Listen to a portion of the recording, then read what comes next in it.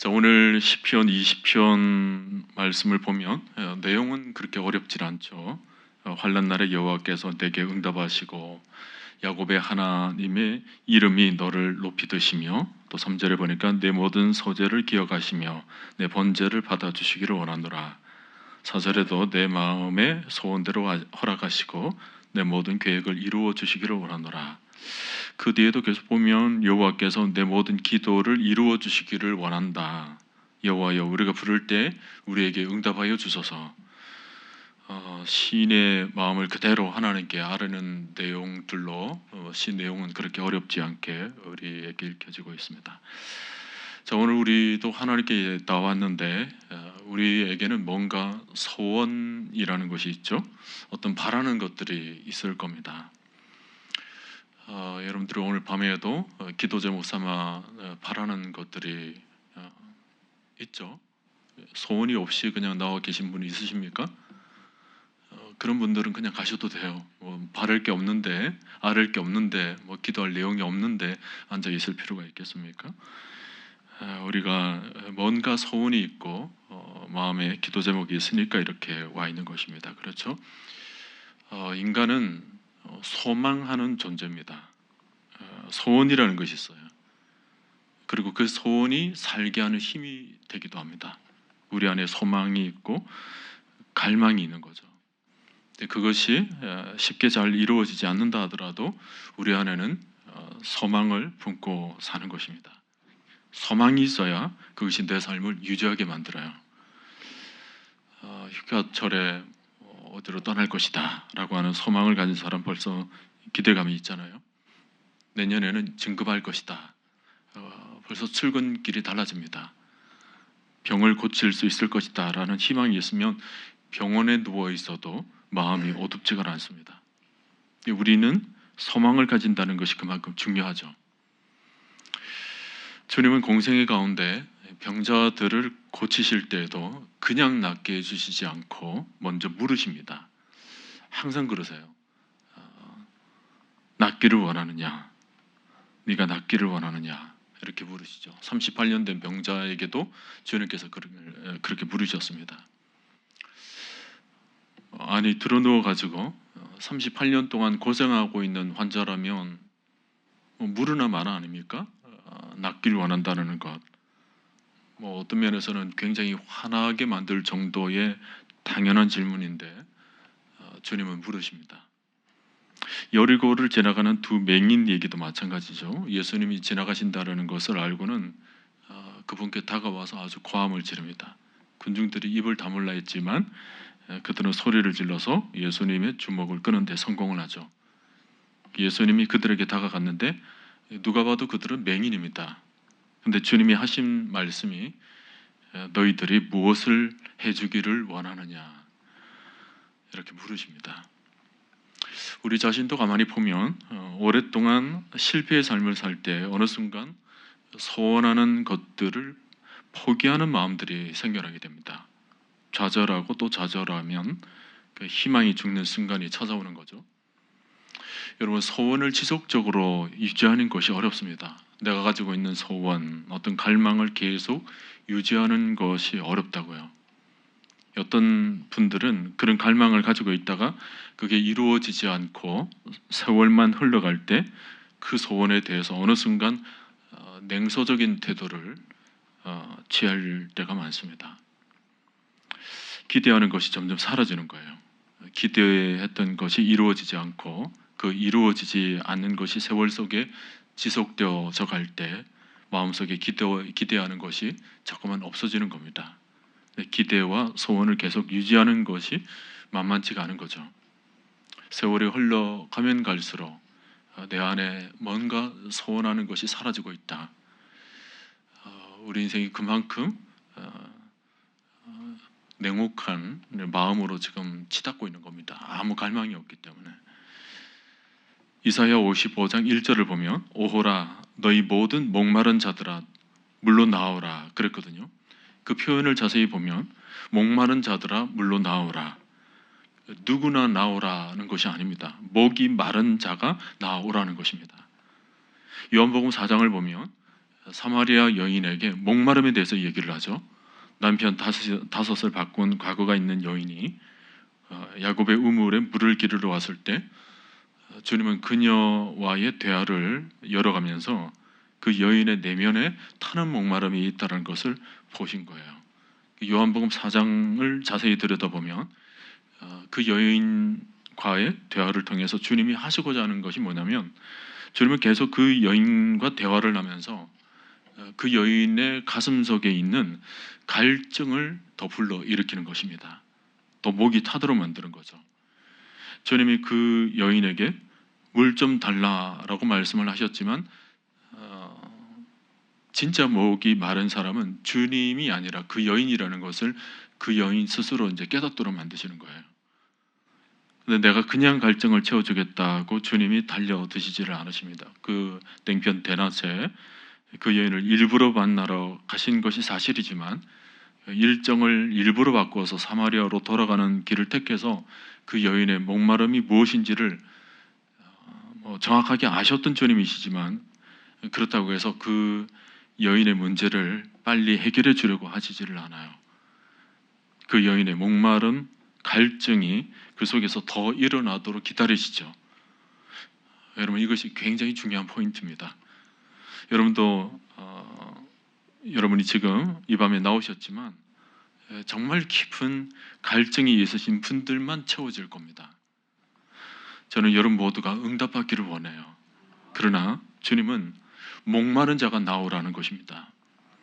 주님이 공생의 사역 가운데 계속해서 찾으시는 사람이 누구였냐면 계속 이런 사람이에요.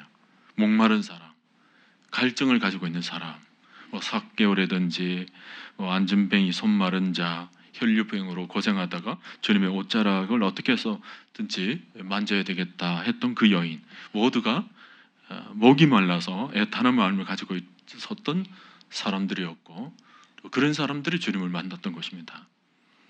사마리아 여인이 갈증을 느끼다 주님께 한 말이 있죠. 요한복음 4장 15절에서 주여 그런 물을 내게 주사, 이런 말을 합니다. 주님과 대화를 통해서 이 여인이 갈증의 극치에 도달한 거예요. 이 갈증이 목 넘어 아주 너무 차오르니까 주여 그런 물을 내게 주사, 더 이상 목마르지 않고 또 여기 물 기르러 오지도 않게 하옵소서. 자신 안에 있는 내면의 상태를 더 이상 기다릴 수가 없어서 주님께 그 마음을 터뜨린 것입니다. 성경은 그냥 그런 물을 내게 주사, 이렇게 단순하게 글로 기록되어 있습니다만은 그 당시에 그 여인의 마음은 타는 갈증으로 주님 앞에 간절히 사모하는 마음으로 그 말을 했을 것입니다. 주님은 금방 답을 주시지 않으세요. 대신 기다리시죠. 우리가 더 간절히 갈망하도록. 이것이 예수님이 늘 사용하시던 패턴이십니다. 오늘도 교회 안에 누가 은혜를 받느냐 하면 가장 갈망한 사람에게 은혜가 채워지는 것입니다. 간간히 요즘 저분 은혜를 많이 받고 있다, 그렇게 말을 하는데 가만히 들여다보면 그분이 제일 많이 갈망하고 있는 것입니다. 주님이 어디서부터 물을 채워주시냐면 가장 목이 마른 사람부터 채워주시기 시작하세요. 갑자기 제가 목이 마른데,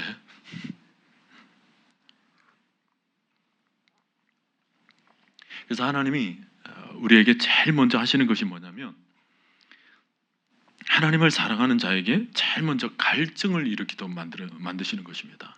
목이 다 들어가도록. 하나님께서 우리에게 주신 여러 가지 감정, 여러 가지 어떤 마음의 상태들이 있는데 그 중에 하나님께서 지으셨고 또 하나님께서 가장 많이 사용하시는 것이 우리 안에 있는 이 갈증, 소원을 갈망하는 그 마음입니다. 왜냐하면 그 마음이 있을 때 제일 먼저 기도하게 되죠. 또 그 마음이 있을 때 하나님을 찾게 되는 것입니다. 그래서 하나님께서 그 마음을 너무 귀하게 사용하시죠. 성경 곳곳에 이런 모습들을 쉽게 찾아볼 수가 있는데 특히 시편에 나오는 시인들의 모습을 보면 너무나도 이런 모습이 역력합니다. 시편 63편 1절 같은 데를 보면 하나님이여 주는 나의 하나님이시라 내가 간절히 주를 찾되 물이 없어 마르고 황폐한 땅에서 내 영혼이 주를 갈망하며 내 육체가 주를 앙모하나이다. 시인이 아주 깊은 갈증을 가지고 하나님 앞에 나아가는 그런 모습이 있죠. 시편 여러 곳에서 이런 모습들이 나타나고 있습니다. 여러분, 시인의 상태, 지금 그런 시인의 상태가 가장 축복된 상태예요. 목마름으로 그가 하나님을 간절히 찾고 있잖아요. 하나님이 그의 기도에 제일 먼저 응답하시죠. 그래서 그 시편을 보면 1절, 2절에서 하나님을 찾습니다라고 기도했던 시인이 어느새 7절에 가보면 주는 나의 도움이 되셨음이니이다. 내가 주의 날개 그늘에서 즐겁게 부르리이다. 1절, 2절에서 하나님 앞에 간절히 주를 만나기를 사모했던 그가 7절로 이렇게 내려가면서 이내 하나님을 만나는 그런 응답과 같은, 간증과 같은 그런 내용으로 시를 기록해주고 있습니다. 여러분, 기도라는 것이 무엇입니까? 기도는 주님이 우리로 하여금 갈망하도록 하신 것을 드러내는 시간입니다. 우리가 기도하러 왔잖아요. 단순하게 그냥 하나님께 몇 마디 아르고 말아야 된다, 이 수준이 아닙니다. 기도라는 것은 하나님 안에 우리 안에 부어주신 그 갈망의 마음을 온전히 하나님께 쏟아내도록 하는 시간이 바로 기도라는 거예요. 마태복음 7장에서 구하라, 찾으라, 두드리라. 우리가 찬양도 그런 찬양을 방금 했는데, 구하라, 찾으라, 두드리라. 왜 그렇게 세 번씩이나 비슷한 말을 바꿔가면서 그렇게 하십니까? 갈망이라는 거예요. 우리 안에 있는 이 갈망을 붙잡고 갈망으로 하나님 앞에 나오라는 것입니다. 신자는 갈망하는 사람이라는 거예요. 기도하는 사람이란 갈망하는 사람이라는 것입니다. 하나님을 향한 믿음을 가지면 가질수록 우리 안에 그분을 향하는 소원이 자연스럽게 일어나게 되어 있는 거예요. 여러분, 그렇죠? 하나님을 정말 믿으면 하나님 앞에 갈망하는 마음이 저절로 생겨나게 되는 것입니다. 능력이 많은 아버지가 있다면 뭐든지 아버지께 구하고 싶은 마음이 있을 겁니다. 내 아버지께 구하면 뭐든지 얻을 수가 있다. 내 아버지께로 가면 뭐든지 풍족히 누릴 수 있다. 그 지쳐진 마음을 얼싸안고 작은 아들은 아버지께로 돌아오잖아요. 우리가 기도의 자리로 온다는 것이 바로 그런 거예요. 내 아버지께로 가면, 내 아버지께 모든 것을 아뢰면 그분께서 풍족히 채워주실 것이다.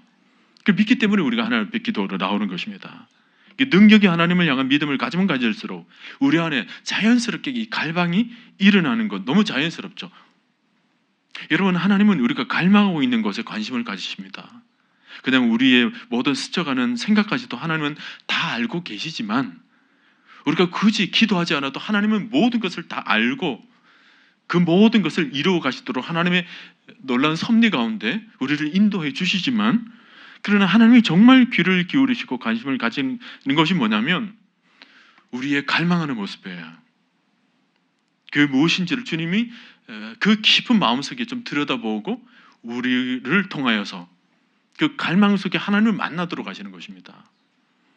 오늘 주님이 관심이 뭐예요? 오늘 밤에도 너의 마음에 무엇을 지금 갈망하고 있느냐예요. 주님은 이미 우리가 무엇을 간절히 원하고 있는지를 알고 계세요. 근데 문제는 우리 스스로가 우리 안에 일어나는 이 갈망을 억누르며 산다는 것이 문제죠. 어떤 사람은 기도를 아주 점잖게 배우신 분들이 있습니다. 자신의 감정을 지나치게 표현하는 것은 하나님 앞에 예의가 없다고 생각하시는 분이에요. 하나님 앞에서 품격을 지니시는 분이십니다. 하나님, 그저 모든 게 감사해요. 품위 있게 기도를 하죠. 하나님, 늘 모든 것 함께 해주시는 것 제가 다 알아요. 감사해요. 그게 다냐? 답니다. 그 끝이에요, 기도가. 요즘 별일 없으니까 오늘 밤에 하나님 그냥 평안히 주무세요. 하나님은 굉장히 예의 바르게 이렇게 대하시는 분이 있으시죠? 굉장히 질서가 있어 보이고 가급적 바쁘신 하나님을 귀찮게 해드리지 않으려고 노력을 하고 있는 거죠. 유진 피터슨의 응답하는 기도라는 책을 보면 이런 기도를 뭐라고 그랬냐면 꺾인 꽃과 같은 기도라고 그랬습니다. 꽃은 꽃인데 아름답죠? 그런데 꺾였어요. 더 이상 생명력이 없는 거예요. 그런 메마른 기도는 점점 이제 시들어갈 뿐이라는 거예요. 기도 생활이 메말라져 갈 뿐이라는 것입니다. 겉으로는 아름다워 보이는데 메말라져 가는 거예요. 유진 피터슨의 이 글을 읽어보면 오늘날 성도들의 모습을 그대로 드러내고 있음을 제가 묵상하게 됩니다. 오늘날 성도들은 굉장히 점잖해졌고 예의 발라졌어요. 근데 그 안에 핏기가 없는 거예요. 그런 열정이 없는 거예요. 점점 메말라져 가는 거예요. 기도의 영이라는 것이. 여러분, 이런 기도는 절규를 찾아볼 수가 없죠. 열정이 전혀 느껴지지 않는 기도, 그 안에는 치열함이라는 것이 없어요. 하나님 앞에 적극적으로 나아가려고 하는 그런 마음, 그런 열정이 전혀 나타나지가 않습니다. 정확하게 말하면 유진 피터슨에 의한 표현에 의하면 그런 기도는 더 이상 기도일 수 없다라는 거죠. 기도를 하기는 하지만 그냥 기도하는 척할 뿐이라는 거예요. 기도를 하기는 하지만 실제 기도 가운데 하나님이 정말 역사하는 것일까 마음에 의심만 가득할 뿐이라는 거예요. 그리고 그 의심을 해결하지도 않은 채 그냥 돌아가는 무익한 그런 기도라는 것입니다. 그런 마음이 한 번, 두 번 반복되다 보니까 모든 기도 생활에 있어서 어느 순간 열정이 식어지고, 기도의 열정이 식어지니까 모든 믿음의 열정이 식어지는 것입니다. 기도는 겉모양만 남게 되는 그런 모습, 기도의 형식은 있지만 그 내용이 없는 오늘날 신자들의 모습에서 많이 찾아볼 수가 있다는 거예요. 오늘 이 밤에 나온 여러분 모두에게는 한 분도 기도하는 척 하다가 가시는 분이 한 분도 없기를 바랍니다. 정말 기도를 하시기를 바랍니다. 하나님 앞에 간절한 갈망으로 기도하시기를 바랍니다. 시편의 기도들을 보면 그 안에는 정말 울부짖음이 있어요. 여러분, 시편들을 쭉 읽다 보면 그 시인의 마음을 그대로 고스란히 우리가 보게 되잖아요. 시편 22편 같은 것을 보면 내 하나님이여, 내 하나님이여, 어찌하여 나를 버리셨나이까? 어찌 나를 멀리하여 돕지 아니하시며 내 신음소리를 듣지 아니하시나이까? 기도를 했는데 응답이 없어요. 기도해서 응답이 없으면 많은 사람들이 그게 그런가 보다 하고는 말아버리는데, 시편에 나오는 시인들은 그러지 않았다라는 거예요. 어찌하여 내게 귀를 기울여 주시지 않으십니까? 어찌하여 나를 돕지 않으십니까? 어찌하여 내 신음소리를 듣지 않으십니까?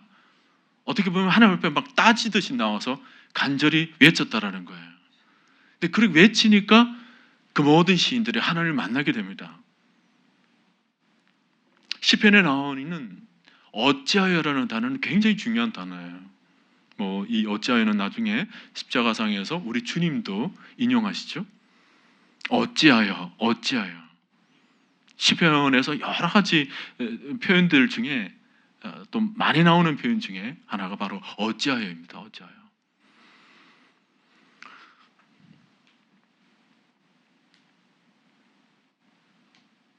여호와여, 내게 주께 부르짖으오니 나의 반석이여, 내게 귀를 막지 마소서. 주께서 내게 잠잠하시면 내가 무덤에 내려가는 자와 같을까나이다. 주께서 잠잠하시면 내가 죽을 것 같사옵나이다 라는 표현이에요. 그래서 하나님 앞에 간절히 내면에 있는 모든 것들을 다 토해내요. 어찌하여, 어찌하여. 특이한 것은 원수들에 대한 기도를 할 때도 시편의 시인들은 어찌하여 저를 가만히 두시나이까 이렇게 기도를 하죠. 리차드 포스트의 기도라는 책에 보면 이 대목을 굉장히 부각해서 다루고 있는 내용이 있습니다. 많은 사람들이 하나님 앞에 이미 문제를 다 해결하고 난 뒤에 그저 하나님 앞에 결과 통보하듯이 기도를 한다는 거예요. 자기는 이미 다 결정을 했어요. 결정을 하고는 그냥 하나님 앞에 주여 원수도 원수까지 사랑하게 하옵소서, 그런 기도를 한다라는 거죠. 근데 문제는 그런 기도를 한 사람 치고 정말 원수를 사랑하는 사람이 없었다라는 거예요. 리차드 포스터에 의하면 원수를 사랑하지 못한 마음까지도 하나님 앞에 아뢰라는 거예요. 주여 저를 벌하소서, 저를 멸하소서, 이런 기도를 했다라는 거예요. 그런 기도를 하면 할수록 그 시인은 하나님 앞에 자신의 모든 내면을 다 토해내게 되죠. 다 토해내게 되면 그 토해내진 마음에 하나님께서 찾아오신다는 거예요. 찾아와서 그 토해진 마음을 하나하나 다루어 주신다는 거예요. 아파진 마음, 상처난 마음, 그리고 원수까지 미워할 수밖에 없는 그 마음까지도 하나님께서 다 다루어 주신다는 거예요. 다루어 주시면서 하나님께서 위로할 것 위로해 주시고, 또 정리할 것 정리해 주시고, 심지어 사랑할 수 있는 마음까지도 새로운 힘으로 공급해 주시더라는 거예요. 그 힘을 가지고 신자는 일어나서 원수를 사랑하게 될 때 그 사랑은 성령의 힘으로 아름다운 열매를 맺게 된다는 거죠. 여러분, 하나님이 우리에게 간절한 갈망이 일어나도록 하시는 이유가 있습니다. 바로 간절한 갈망으로 인하여서 우리 자신이 하나님을 만나도록 하는 것입니다. 하나님이 우리 안에 있는 갈망을 사용하시죠.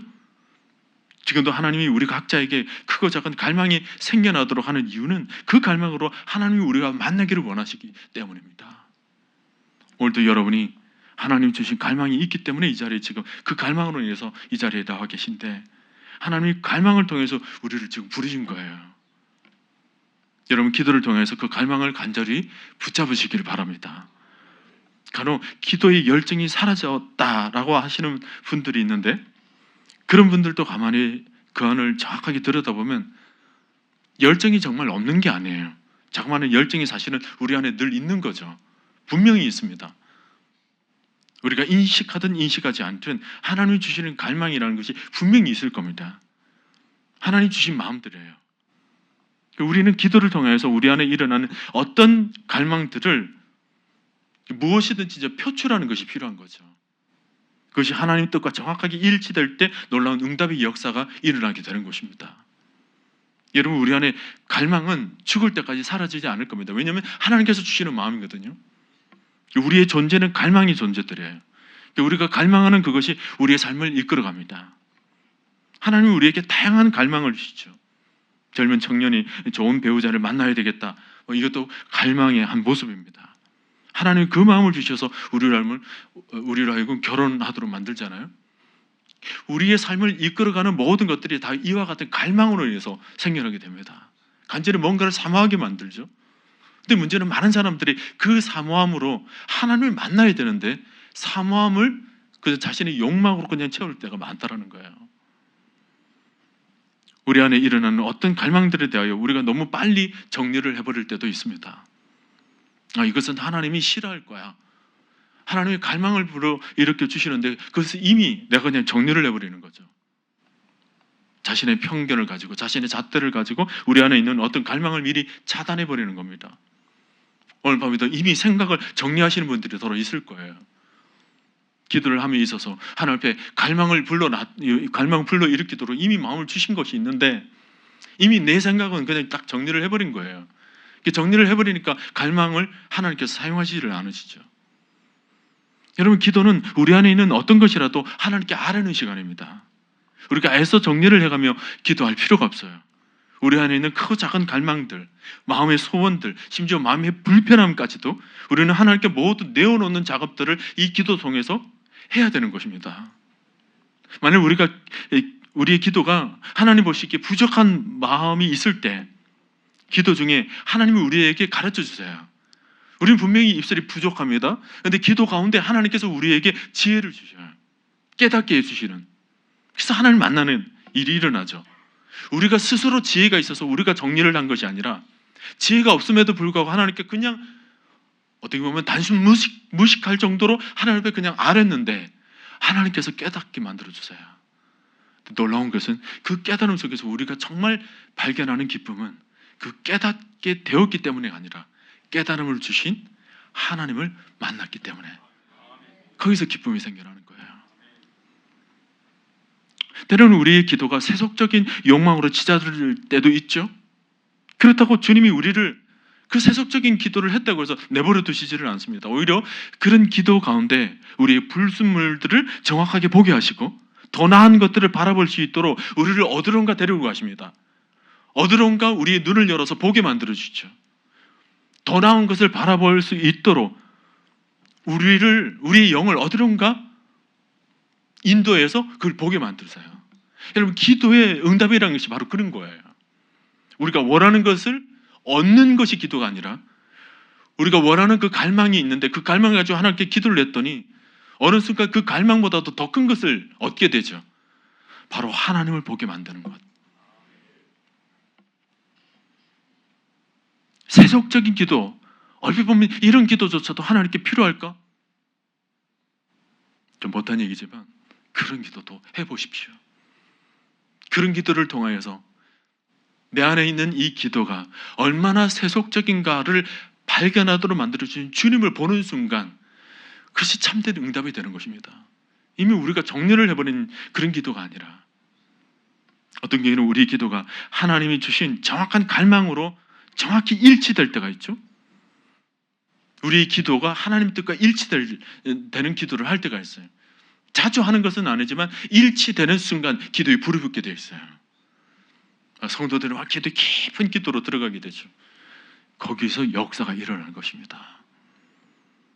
그러므로 우리가 해야 할 일은 우리 스스로 갈망을 억누르거나 의도적으로 우리 안에 있는 소원, 이 갈망들을 외면할 것이 아니라 우리 안에 일어나는 모든 갈망들을 붙잡고 그 마음의 소원들을 조금 더 숨김없이 하나님 앞에 나아가서 솔직히 꺼집어내는 작업이 필요한 거예요. 바로 그것이 기도입니다. 누구 앞에서요? 하나님 앞에서. 하나님 앞에서 조금 더 우리 내면을 전혀 숨길 필요가 없죠. 모든 것을 하나님께 다 내어놓는 것입니다. 나의 아픔, 상처, 외로움, 고독함, 힘든 육체적 연약함, 모든 것을 하나님 앞에 내어놓는 거예요. 심지어 영적인 침체까지도. 여러분, 엘리야가 로뎀나무에 출석 주저앉아서 그가 한 게 뭐예요? 분명히 보세요. 로뎀나무에 풀석 주저앉은 것은 그의 지쳐짐이에요. 낭망이죠. 어려움이에요. 근데 그 본문을 자세히 들여다보면 엘리야가 하나님 앞에 기도하고 있어요. 나만 홀로 남았거늘. 하나님 앞에 그런 기도를 하죠. 나 혼자 남았다라는 거예요. 믿음의 사람들은 다 떠나버리고 나 혼자만 이렇게 홀로 남았다. 그래서 정말 죽고 싶은 마음이다 라고 하나님 앞에 기도를 해요. 그랬더니 하나님께서 천사를 보내어서 엘리야를 먹이십니다. 응답은 거기서부터 출발하죠.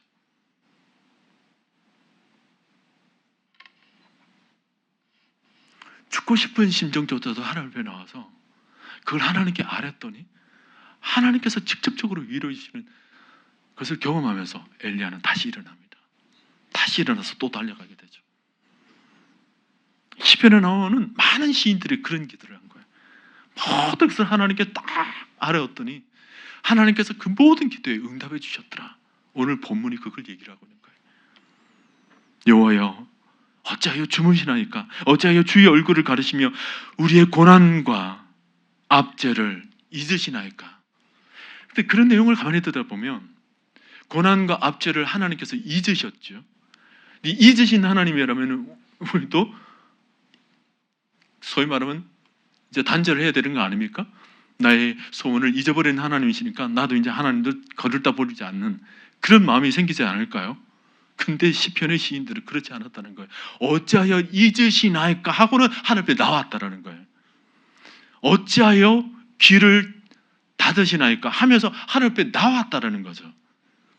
여러분, 우리가 성경을 보면서 그런 성경에 나오는 저자나 인물들의 태도에 우리가 깊이 묵상해 볼 필요가 있다는 것입니다. 우리에게도 하나님 앞에 응답이 떨어지지 않는 수많은 순간들 속에 우리가 취했던 태도가 무언가를 우리가 발견해야 돼요.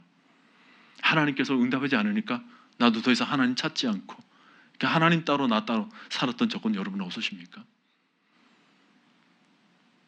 우리가 성경을 통해서 정말 배워야 될 것은 그런 순간조차도 하나님 앞에 나와서 하나님을 찾고 구하고 두드려라.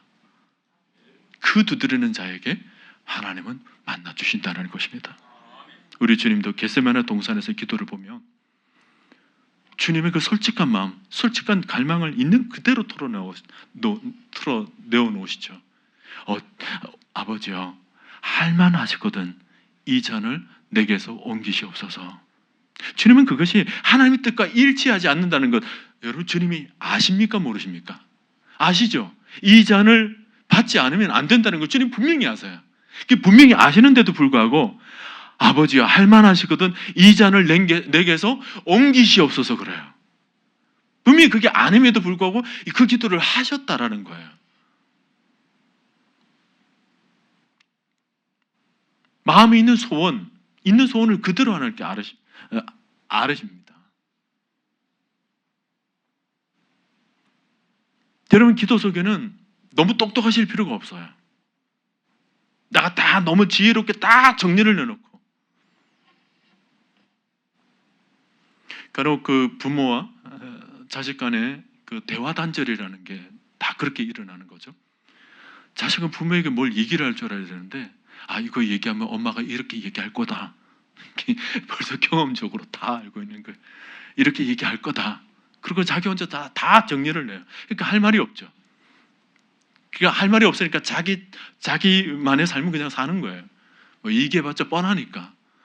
정말 뻔합니까? 그렇지 않잖아요. 물론 뻔한 대답이 나온다 하더라도 부모의 마음이 뭐예요? 그것을 아뢰면서 정말 자식의 마음을 알고 싶은 거죠. 그리고 자식과 그 대화를 통해서 만나기를 원하는 것 아닙니까? 여러분, 오늘 밤에 우리 안에 있는 모든 갈망들을 하나님께 내어놓을 필요가 있습니다. 그것이 우리 마음에 자유를 얻게 만드는 가장 확실한 방법이에요. 나의 모든 것을 하나님께 아뢰는, 나의 모든 감정, 생각, 의지, 모든 상황까지도 하나님께 그대로 다 아뢰는. 우리가 분명히 알아야 할 것은 하나님 우리의 갈망을 사용하신다는 것입니다. 우리의 갈망을 통해서 하나님 우리를 만나주실 뿐만 아니라 그분의 길과 그분의 명확한 뜻을 드러내시기도 하고, 또 우리의 갈망을 통해서 그분의 역사를 일으키시는 도구로 사용하시기도 하죠. 여러분, 하나님은 갈망에 응답하시는 분이십니다. 오늘 보면 1절을 보면 환난 날에 여호와께서 내게 응답하시고 야곱의 하나님의 이름이 너를 높이 드시며, 6절에 보면 여호와께서 자기에게 기름 부음 받은 자를 구원하실 줄 이제 내가 아오니 그의 오른손에 구원하는 힘으로 그의 거룩한 하늘에서 그에게 응답하시리로다. 이 신자는 자기 안에 있는 내적인 소원을 가지고 하나님을 만난다는 거예요.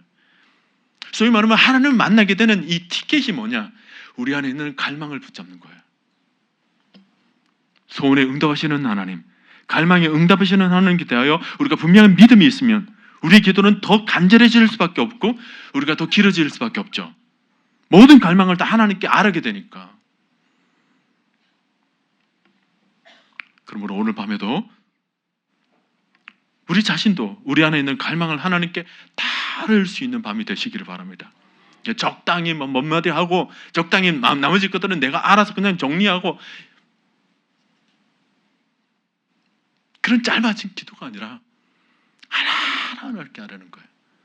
하나하나 일어날 모든 일들 하나하나. 정말 기도 가운데 우리 안에 있는 마음의 소원들을 조금 더 숨김없이 하나하나 아뢰다 보면 뭐예요? 바로 하나님을 깊이 만나게 되는 그런 마음, 그런 영혼의 은혜들이 임해야 이 기도가 사는 것입니다. 그러다 보면 뭐예요? 어떤 경우에는 절규하는 기도가 될 때가 있어요. 정말 왜 사람도 그런 게 있잖아요. 언제 눈물이 나죠? 뭔가 누군가하고 대화를 하는데 어느 순간 그 사람하고 대화를 하다가 뭔가 내 심중에 있는 뭔가를 탁 건드리는 대화를 할 때가 있죠. 그 사람과 이런저런 대화를 하다가 왠지 모르게 심중에 내 아주 깊은 뭔가 내면에 뭔가 있었는데 그게 대화 중에 탁 건드려질 때가 있어요. 그때 눈물이 툭 뭔가 울컥하는 마음이 생기잖아요. 이게 기도의 깊이가 바로 그런 깊이까지 가는 거죠. 하나님과 적당히 인사 몇 마디 나눈 기도 속에는 절대 하나님을 만나는 일이 이게 참 드물어요. 근데 하나님과 이런저런 대화를 나누다 보면 정말 하나님 앞에 아뢰고 싶었던 게 하나 있었던 거예요. 지금까지 기도로 쏟아내지를 못했는데 그게 뭔가 하나 딱 쥐고 있었는데 하나님과 이런저런 하나님 앞에 내놓다 보니까 갑자기 심중에 숨겨진 마음, 그 어느 누구에게도 아뢰지 않은 정말 내 안에 잠재되어 있던 그 마음의 갈증이 툭 건드려지면서 하나님과 턱 그걸 가지고 만나게 되는 순간 그냥 기도가 터지는 거예요. 막 기도를 하게 되면서 그 속에서 하나님께서 눈물도 주시기도 하지만 하나님께서 직접적인 막 말씀도 막 들려주세요. 여러분, 사마리아 여인이 주님을 만났을 때 바로 그게 건드려진 거예요. 내면의 그 깊은 갈증이 탁 건드려지면서 그 속에 있는 깊어진 것이 탁 샘처럼 터지게 되면서 그가 그 기쁨을 가지고 뛰쳐나가서 내가 예수를 만났다, 그렇게 외치게 되었던 거죠. 그러니까 오늘날 성도들에게 이게 지금 일어나야 되는 거예요. 정말 이게 일어나야 되는 거예요. 옛날에 우리 믿음의 선진들은 참 삶의 애환들이 많다 보니까 그 애환을 정말 하나님께 나누는 것에 좀 익숙해졌던 것 같아요. 그 뭔가 내면의 것을 참 이렇게 뭐 앓을 때도 없고 순교해 살고 뭐 그런 거 있잖아요. 며느리도 어느 집안에 시집을 가면 3년 동안 기머거리, 3년 동안 뭐 벙어리 뭐 그렇게 해서 살려고 하니까 속에 잠재되어 있는 이 억눌린 것이 얼마나 많을까. 근데 그걸 가지고 그 시대 그냥 하나님께는 안을 수 있잖아요. 그러니까 하나님 앞에 막 안으다 보면 하나님께서 터치해 주시는 게 있었단 말이에요. 오늘날 성도들은 너무 대화의 창구가 많아서 그런지는 모르겠지만 하나님과 그 깊이 있는 만남을 다루는 게 이게 쉽지가 않은 것 같아요. 그냥 어떤 면에서는 수박 겉핥기식으로 되어져가는 우리 문화가 그렇게 만들어가고 있는 줄도 모르죠. 사람을 만나도 참 깊이 있는 만남을 하지를 못하는 시대가 되어가고 있다고 그래요.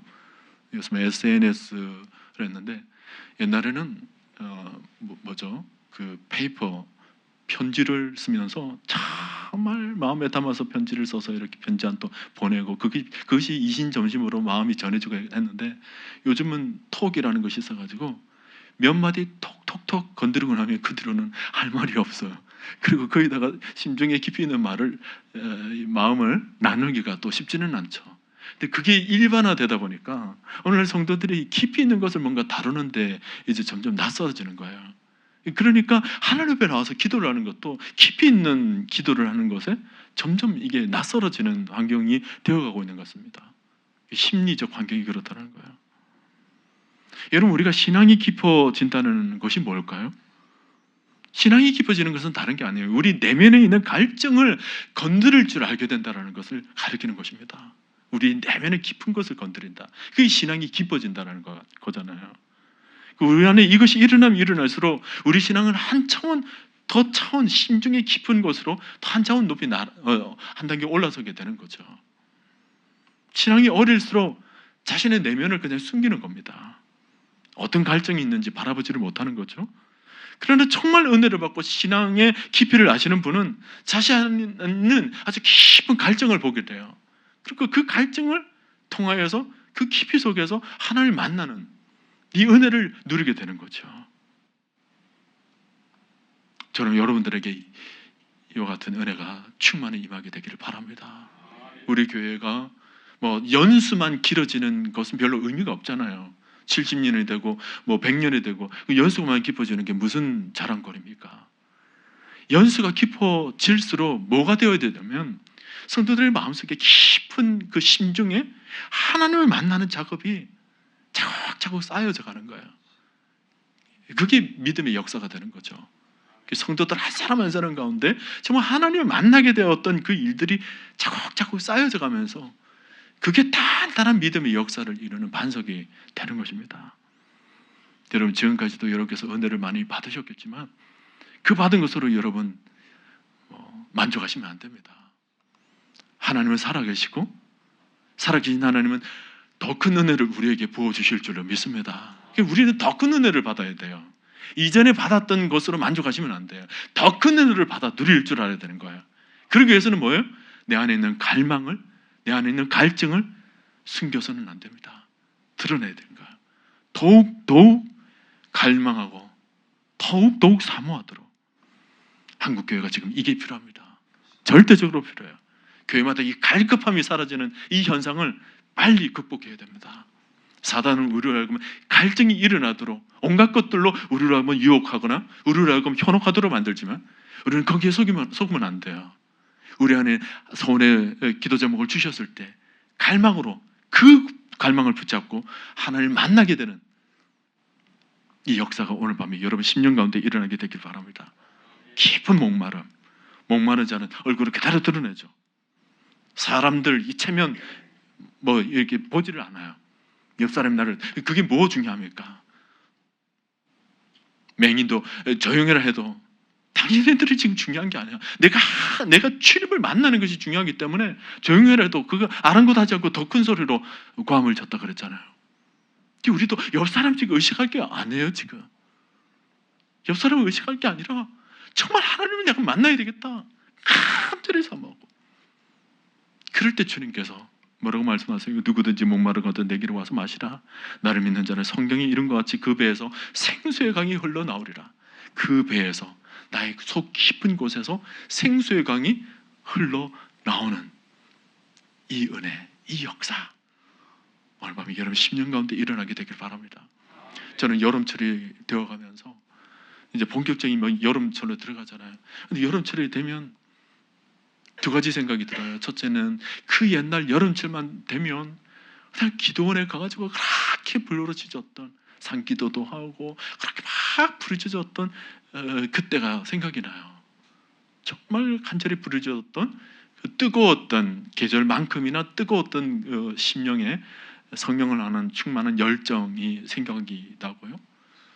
그러면서도 또 하나, 식어진 한국교회에 대한 안타까움이 지금 교차적으로 저는 늘 생각이 되어져요.